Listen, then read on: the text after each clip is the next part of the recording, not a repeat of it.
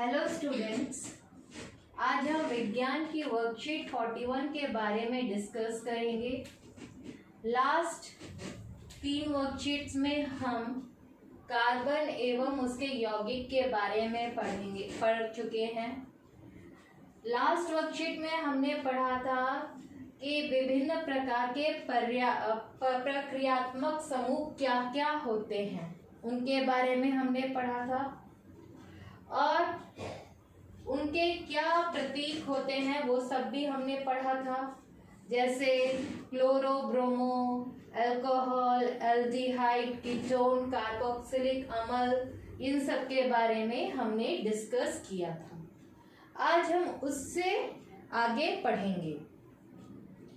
उससे आगे पढ़ने के लिए सबसे पहले हमें जानना पड़ेगा समजातीय श्रेणी किसे कहते हैं। समजातीय श्रेणी कार्बन की ही श्रृंखला होती है, लेकिन उसमें एक या एक से अधिक हाइड्रोजन को भी किसी प्रक्रियात्मक समूह से बदल दिया जाता है।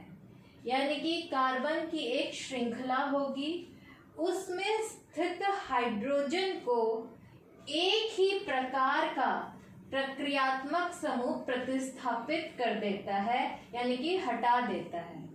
उसको हम कहते हैं समजातीय श्रेणी। जैसे हमने लास्ट वर्कशीट में पढ़ा था, ये जो है ये श्रृंखला, कार्बन की श्रृंखला अगर हम बढ़ाते जाएं एक एक करके तो हाइड्रोजन भी बढ़ता जाएगा। तो पहले एक कार्बन वाले को हम कहते हैं मीथेन, और उसके बाद 2 कार्बन वाले को हम कहते हैं एथेन, 3 कार्बन वाले को कहते हैं प्रोपेन, और 4 कार्बन वाले को कहते हैं ब्यूटेन।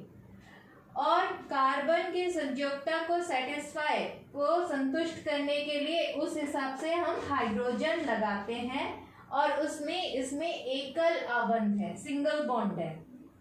तो ये एक श्रृंखला बना रही है और इसमें किसी भी प्रकार का प्रत्यात्मक समूह नहीं है, लेकिन इसमें एकल आबंध है। इसको भी एक समजातीय श्रेणी हम कहेंगे और इसको हमने नाम दिया है एल्केन।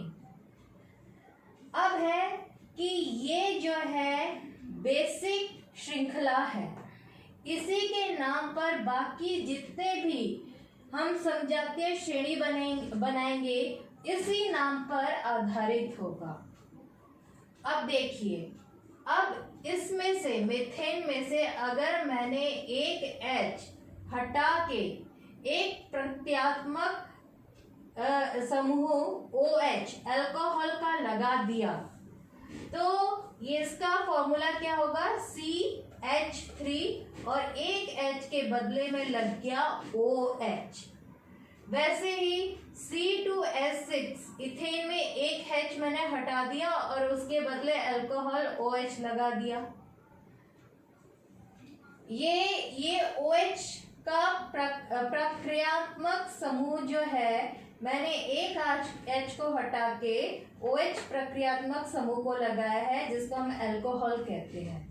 तो ये इसका नाम क्या हो जाएगा, इसका नाम मीथेन था, इसका नाम हो जाएगा मेथेनॉल, एथेनॉल, प्रोपेनॉल, ब्यूटेनॉल। अब हम पढ़ते हैं कि द्विआबंध, जिसमें दो आबंध होते हैं, तो उनको हम कहते हैं एल्कीन। और इसका अगर हम समजातीय श्रेणी बनाएं तो बनेगा C2H4, जिसको हम कहते हैं एथीन, फिर C3H6, उसको हम कहते हैं प्रोपीन, C4H8, उसको हम कहते हैं ब्यूटीन। अब उसके नीचे आइए, जिनमें 3 आबंध होते हैं, तो उनको हमने उस समजातीय श्रेणी को हमने नाम दिया एल्काइन। जैसे C2H2 हो गया एथाइन, उसके बाद C3H4 हो गया प्रोपाइन, C4H6 हो गया ब्यूटाइन। और ये कैसे आया, ये हमने लास्ट वर्कशीट में अच्छी तरीके से समझा था और पढ़ा था। मैंने संरचनाएं भी बनाई थी और संरचनाएं बना के आपको समझाया था। तो ये सब जो है एक एक समजातीय श्रेणी बनाते हैं। इसके हाइड्रोजन को, जो ये सबसे बेसिक श्रृंखला है, उसके हाइड्रोजन को हम किसी भी प्रक्रियात्मक समूह से प्रतिस्थापित करेंगे और उसके हिसाब से उसके नाम में बदलाव आएगा। तो आज हमारा मेन फोकस यही है कि प्रक्रियात्मक समूह में को अगर हम किसी हाइड्रोजन को हटा के उसको प्रतिस्थापित करते हैं तो उस समजातीय श्रेणी के नाम में किस तरह से बदलाव आएगा, उसी को आज हम सीखने जा रहे हैं। अब इन श्रृंखलाओं को देखिए। इसमें आप क्या देख रहे हो? CH2 C2S6, इसमें क्या अंतर है? आप देखोगे कि इसमें CH2 का अंतर है। अगर हम इसमें और एक C और एक H2 ऐड कर दे तो हमें मिल जाएगा C2S6। इसमें भी CH2 का अंतर है, इसमें भी CH2 का अंतर है। तो हमने खुद ही एक इसको देखते हुए एक हम सूत्र बना सकते हैं एल्केन का, CnH2n+2। अब n 1 2 3 4 5 कुछ भी हो सकता है। तो हम इस तरह से इसका हमने ये सूत्र बना लिया एल्कीन का। अब एल्कीन में देखो, इसमें भी वही CH2 का ही अंतर है। इसको भी हमने देखते हुए एक हम सूत्र बना सकते हैं CnH2n, जिसमें n 1 2 3 कुछ भी हो सकता है। एल्काइन में भी आप देखोगे CH2 का ही अंतर है। तो इसमें इन श्रृंखलाओं में कार्बन और हाइड्रोजन जो है एक क्रमबद्ध ढंग से बढ़ रहा है। इसमें भी CH2 प्लस हो रहा है, इसमें CH2 प्लस हो रहा है, इसमें CH2 प्लस हो रहा है, इसमें प्लस हो रहा है, इसमें प्लस हो रहा है। तो एक सीरियल वाइज इसमें इंक्रीज हो रहा है, बढ़ रहा है ये। तो इसमें क्रमबद्धता है और इसका इसलिए इस क्रमबद्धता को देखते हुए हमने इसका भी सूत्र निकाल लिया CnH2n-2। अब n 1 2 3 4 5 कुछ भी हो सकता है। अब है कि आपसे कुछ प्रश्न पूछे गए हैं कि प्रोपेन और ब्यूटेन में क्या अंतर है। तो इसमें और इसमें क्या अंतर है? इसमें एक CH2 इकाई का अंतर है। क्या आप इन युग्मों के आणविक द्रव्यमानों में अंतर ज्ञात कर सकते हो? और कार्बन का आपको दे रखा है परमाणु द्रव्यमान 12 यूनिट और हाइड्रोजन का आपको परमाणु ये दे रखा है 1 यूनिट। हमको पता है 9th क्लास में हमने सीखा था आणविक द्रव्यमान कैसे निकालते हैं। तो हम C3H8 प्रोपेन का पहले निकालेंगे, C4H10 का निकालिए ब्यूटेन का, और प्रोपेन से पहले इथेन का भी निकाल लीजिए, मीथेन का भी निकाल दीजिए कि आप देखेंगे कि आणविक द्रव्यमान भी क्रमबद्ध तरीके से बढ़ रहा है। 14 यूनिट ऐसे बढ़ रहा है। अब प्रोपेन का 44 यूनिट है, उसमें 14 यूनिट बढ़ रहा है, 58 यूनिट। अगर ब्यूटेन के बाद आप पेंटेन ले रहे हो तो उसका आणविक फिर से 14 यहाँ पर बढ़ जाएगा, तो ये हो जाएगा 72 यूनिट। तो 14 यूनिट का फर्क में बढ़ रहा है। तो आप देखोगे कि समजातीय श्रेणी में कुछ इसकी खास गुण है। एक तो CH2 की इकाई का अंतर है उसके सदस्यों में और बढ़ते हुए सदस्यों में, और उसके बाद उसके आणविक द्रव्यमान जो है वो भी एक क्रमबद्ध ढंग से बढ़ रही है। तो ये समजातीय श्रेणी के जो सदस्य हैं उनके गुण हैं कि इकाई भी एक क्रमबद्ध ढंग से बढ़ती है, इसीलिए हम सूत्र भी बना सकते हैं, और आणविक द्रव्यमान जो है वो भी एक क्रमबद्ध ढंग से बढ़ रही है। तो फाइनली हम क्या बोलेंगे? समजातीय श्रेणी के सदस्यों के क्या गुण हैं? क्योंकि आणविक द्रव्यमान एक क्रमबद्ध ढंग से बढ़ रहे हैं तो उनका गलने का जो टेम्परेचर है और क्वथनांक मतलब वाष्प में परिवर्तित होने का जो टेम्परेचर है वो भी एक क्रमबद्ध ढंग से बढ़ता है।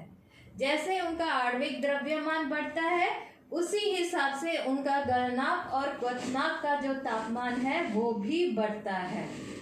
पहला उनका भौतिक गुण ये हो गया।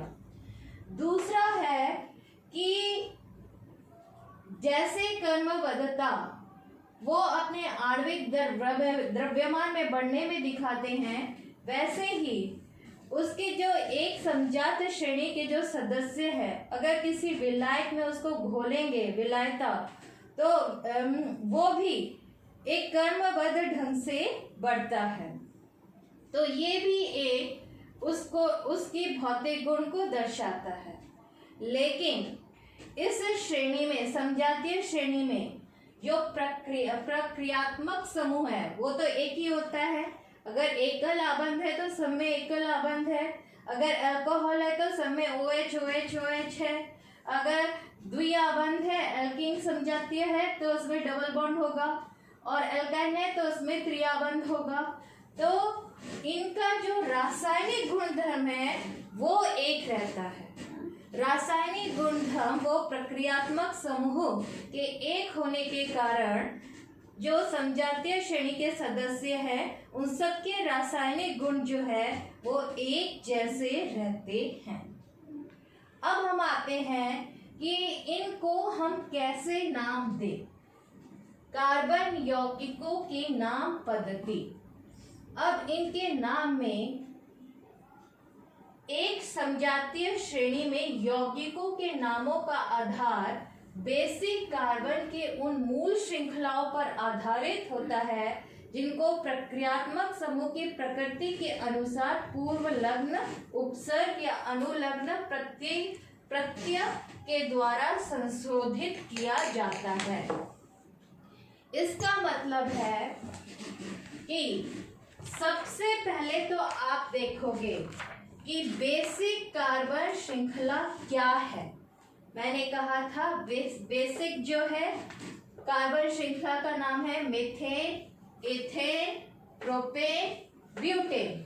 आप ये चारों तक याद करो बस, उसके आगे के लिए अभी जरूरत नहीं है। तो ये हमारी बेसिक कार्बन श्रृंखला है। अब है कि इसमें से एक H को हटाकर उसके जगह इनमें से किसी भी प्रक्रियात्मक समूह को हम प्रतिस्थापित कर सकते हैं। Halogen, alcohol, aldehyde, ketone, carboxylic अम्ल, द्विआबंध, त्रिआबंध। अब हेलोजन का क्या होता है? क्लोरोब्रोमो Cl Br। अल्कोहल का क्या होता है? OH। एल्डिहाइड एल्डिहाइड का क्या होता है? CH double bonded O CHO। और उसके बाद कीटोन का होता है CO। कार्बोक्सिलिक अम्ल का क्या होता है? COOH। और द्विआबंध मतलब दो आबंध, और त्रिआबंध का मतलब होता है 3 आबंध। अब इसमें क्या होता है कि आप बेसिक कार्बन के श्रृंखला को लो। अब उसमें उसके नाम को लिखते समय उसमें पूर्व लगन मतलब नाम के आगे चेंज होगा, या फिर अनुलगन या पीछे नाम की जो बेसिक कार्बन का ये है नाम, उसके पीछे चेंज होगा।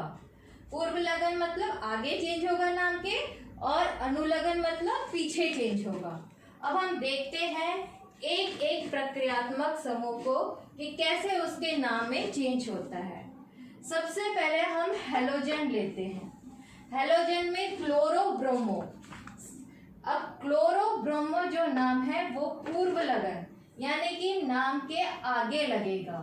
जैसे यहाँ पर हमारा, अब हम इसका संरचनात्मक अगर ये करें, संरचना लिखे तो कार्बन लिया है यहाँ पर हमने 3, तो 3 कार्बन किस में पाए जाते हैं? प्रोपेन में। तो लास्ट में प्रोपेन में यहाँ पर प्रोपेन में। अब प्रोपेन नाम में आगे चेंज हो सकता है या पीछे चेंज हो सकता है। तो यहाँ पर ये पूर्व लग्न है, तो इसको नाम के आगे लगाना है, तो इसको हमने क्लोरो है तो लगे कहेंगे क्लोरोप्रोपेन।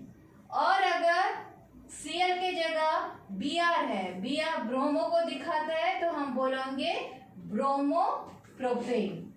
उसी तरह आप अल्कोहल का संज्ञा या श्रेणी लीजिए अल्कोहल का। अब अल्कोहल जो है उसके नाम में कैसे वो चेंजेस होगा। अल्कोहल पीछे जो बेसिक कार्बन की मूल श्रृंखला है उसके पीछे के नाम के पीछे लगता है, इसलिए इसको कहा गया अनुलग्न, क्योंकि ये नाम के पीछे लगेगा। और नाम के पीछे क्या लगेगा, अल। इंग्लिश में OL होता है, लेकिन हमें इंग्लिश के नाम से कुछ मतलब नहीं है, हमें हिंदी में याद रखना है कि अल। अब अल जो है वो देखिए 1 2 3, यहाँ पर कार्बन 3 है और यहाँ पर एक H को हटा के उसके जगह प्रक्रियात्मक समूह OH लिखा गया है, तो इसका नाम प्रोपेनल।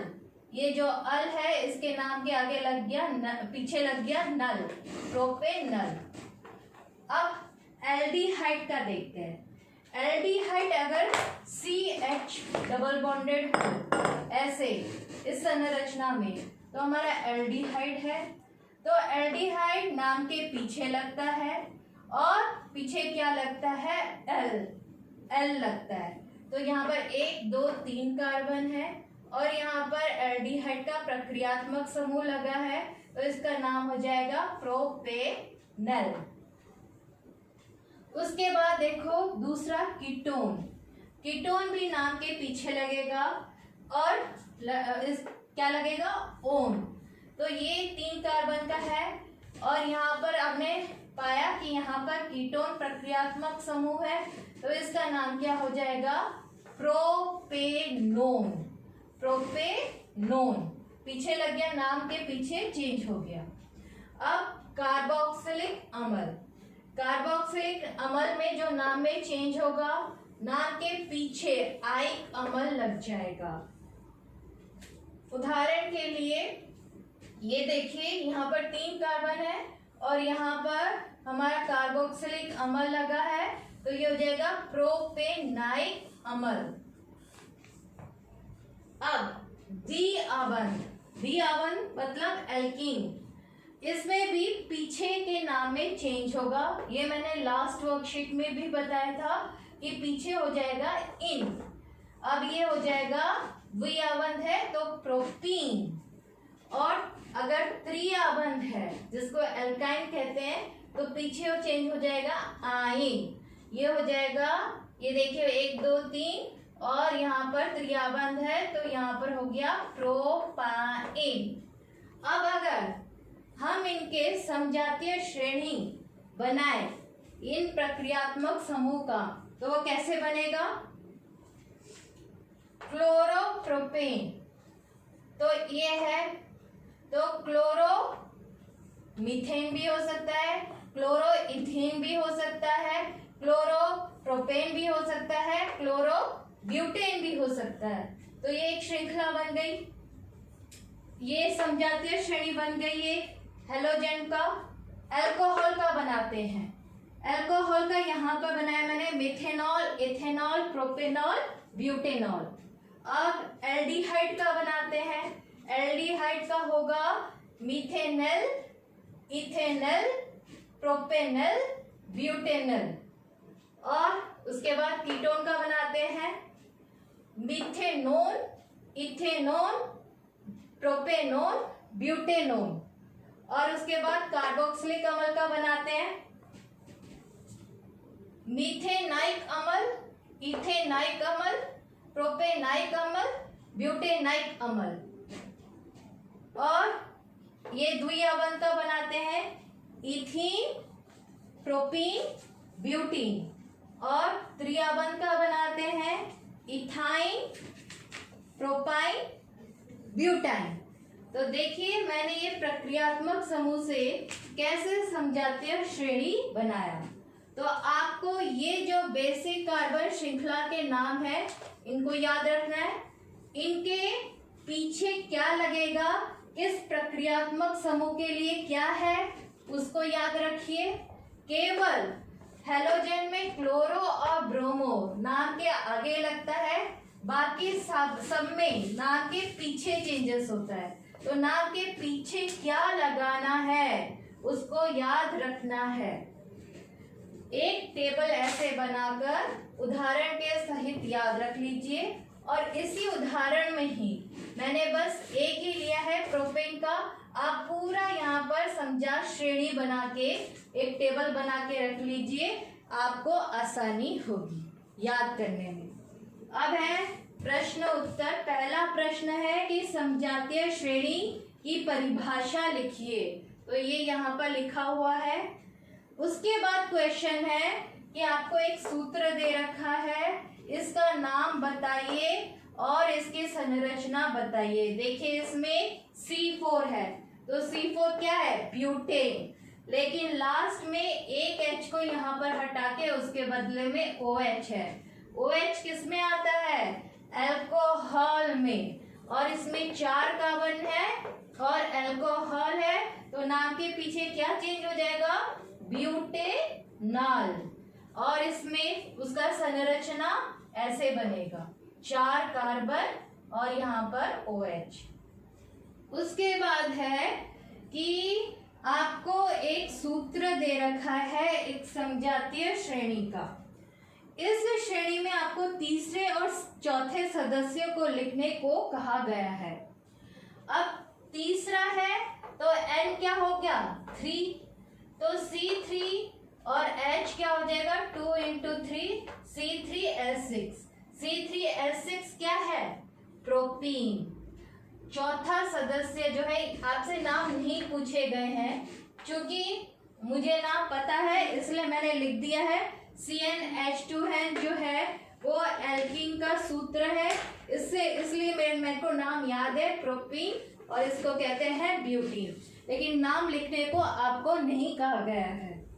तो चौथा सदस्य हो जाएगा N = 4, तो यहाँ पर हो गया C4H2 into 4, तो यहाँ पर हो गया C4H8 और इसका नाम है ब्यूटीन। तो ये आज की वर्कशीट थी। आप ये टेबल बना के इसे याद रख लीजिए। बाकी इसको करने में बहुत मज़ा आता है, ये बहुत इंटरेस्टिंग है। तो इसके साथ ये वर्कशीट खत्म होता है। नेक्स्ट वर्कशीट में फिर से मिलते हैं। Thank you.